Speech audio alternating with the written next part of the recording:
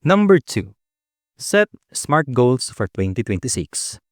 Marami ang nagsasabing gusto kong mag-ipon sa 2026.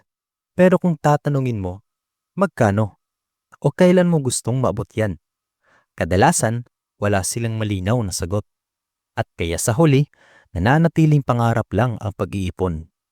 Ang sekreto ng mga taong nagtatagumpay sa pera ay hindi lang sa dami ng kita, kundi sa linaw ng kanilang goals. Hindi pwedeng general lang.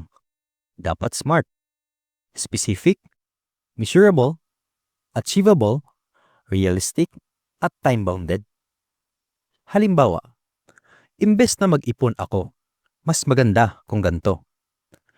Mag-iipon ako ng 20,000 pesos emergency fund bago ang June 2026. Mas malinaw, mas may direksyon. At para hindi ka nakaka-overwhelm, hatiin mo ito sa maliliit na target.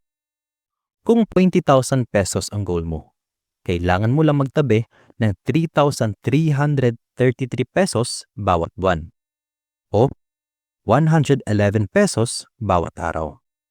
Tingnan mo, biglang naging mas doable, di ba? Ang punto dito ay, ang malinaw na layunin ay parang mapa.